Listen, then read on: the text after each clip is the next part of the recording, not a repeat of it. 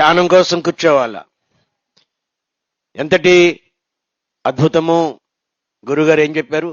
2500 సంవత్సరాల క్రితం నేను స్వయంగా బుద్ధుడి దగ్గర ఈ విద్యని నేర్చుకున్నాను. 2500 సంవత్సరాల తర్వాత ఇప్పటి వరకు 6 అవతారాలు, 6 జన్మలు నేను తీసుకున్నాను. ఈ 6 జన్మలు కూడా నేను ఇదే విద్యని ప్రచారం చేశాను. 6 జన్మలుగా ఆయన ఇదే విద్యని ప్రచారం చేస్తా, ఈ మనందరి భాగ్యము ఆయనతో కలిసి ఈ ప్రచారం చేసే భాగ్యము. ఎంతటి భాగ్యము! ఇవాళ మన డ్యూటీ ఏంటి? రోజు 12 గంటలు కూర్చోవాలా, ఉన్న 12 గంటలు అందరినీ చేరి ధ్యానాన్ని అందరికీ చేరవేయాలి. ప్రతి వ్యక్తికి ధ్యానం తెలిసే వరకు, తెలియజెప్పే వరకు మనం నిరంతరము ఆ పనిలో నిమగ్నం అవ్వాలి. దానికోసమే పిరమిడ్ స్పిరిచువల్ సొసైటీస్ 40 సంవత్సరాలు ఆయన 1,00,000 ఇళ్లకి, తెలుగు రాష్ట్రాల్లో 1,00,000 ఇళ్లకి స్వయంగా ఆయన వెళ్ళారు.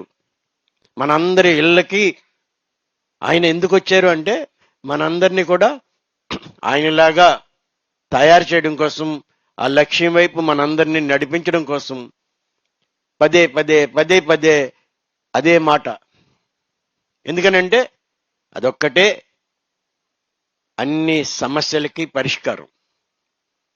ఓషో ఏమన్నారంటే, మానవ చైతన్యం ఎదగలేదు. Human consciousness has not grown for centuries. శతాబ్దాలుగా మానవ చైతన్యం ఎదగకుండా ఉండిపోయింది.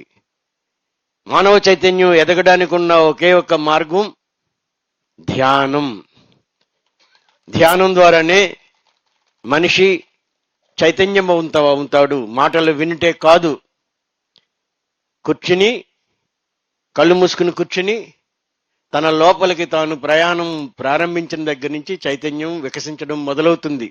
అందుకే ఆయన అన్నారు, సముద్ర మట్టం ఇంకొక 20 మీటర్లు పెరగడానికి ముందే మానవ చైతన్యం కనీసం ఇంకొక 10 మీటర్లు పెరగకపోతే ఈ భూమి మీద, ఇంత అందమైన గ్రహం మీద ఇంకా జీవులు కానీ మనిషి కానీ మనుగడ సాగించడానికి అవకాశం లేదు. కాబట్టి ఒక మహా ధ్యాన విప్లవం అవసరం. దానికోసం నేను ఎదురు చూస్తున్నానని 1980 ఆ ప్రాంతంలోనే ఓషో రజనీష్ చెప్పారు. ఇవాళ పిరమిడ్ స్పిరిచువల్ సొసైటీకి 2 మూల స్తంభాలు, ఒకటి ఓషో, 2 లోబ్సాంగ్ రాంపా.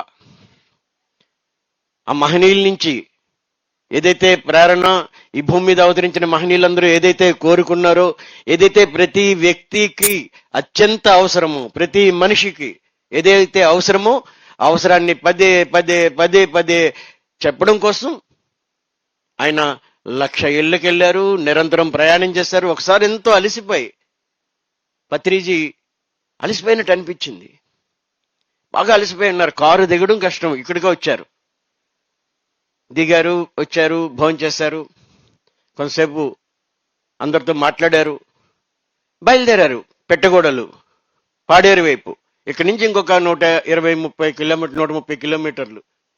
ఈ టైంలో ఇంత అలసిపోయి వెళ్తారని నేను ఆయన దగ్గరికి వెళ్ళి, సార్ ఈ ఒక్కరోజు రెస్ట్ తీసుకోరా అన్నాను. అంటే ఆయన ఏమన్నారు తెలుసా?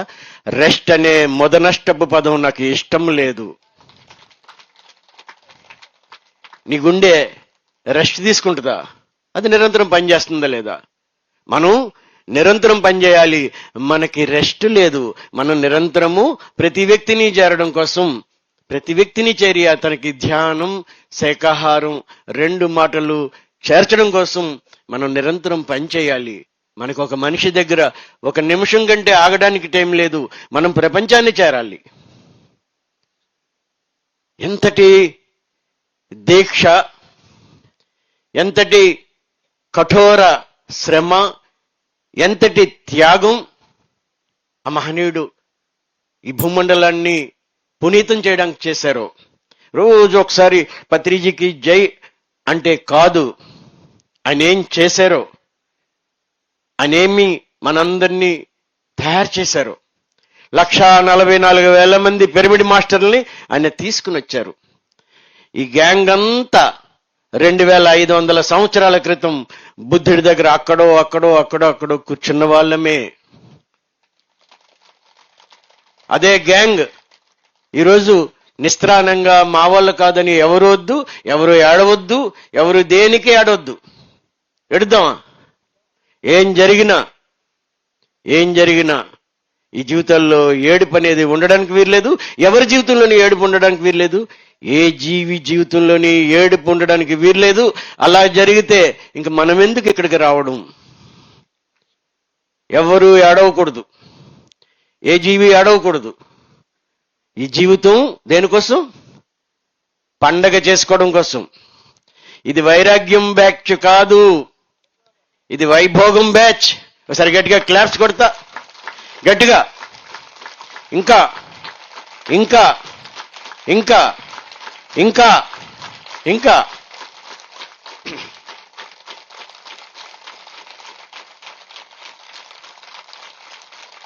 ఇంతటి అడవిలో మారుమూల ఎక్కడో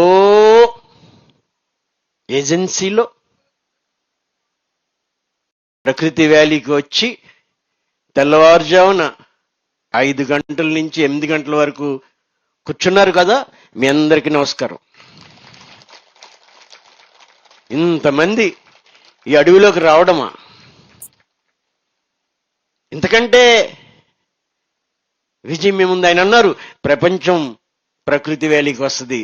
భారతదేశం చూడడానికి వచ్చిన వాళ్ళు ప్రకృతి వ్యాలీ చూడడం కాదు, ప్రకృతి వ్యాలీ చూడడం కోసం ప్రపంచ దేశాల నుంచి వస్తారన్నారు. దానికి నిదర్శనమే ఈ మహాకరుణ ధ్యాన మహాచక్రం. మీ అందరి స్పర్శతో, మీ అందరి యొక్క ఆ వైబ్రేషన్తో ఈ ప్రకృతి వ్యాలీ ప్రాంగణం నిండిపోవాలి.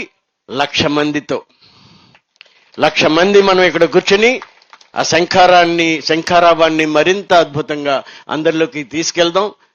ఈరోజు అందరూ అల్పాహారం తీసుకున్న తర్వాత మళ్ళీ 9:30కి వచ్చి ఏం చేయాలి? కూర్చోవాలి.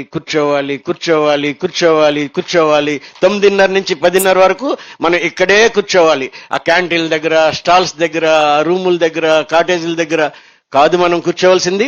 ఈ ప్రాంగణంలో కూర్చుని మళ్ళీ మనం 1 గంట సేపు ధ్యానం చేద్దాం. ఎగ్జాక్ట్ గా 9:30 కల్లా ఇక్కడికి పిరమిడ్ మాస్టర్లు అయితే వచ్చి తీరాలి. మీ అందరికీ నమస్కారం.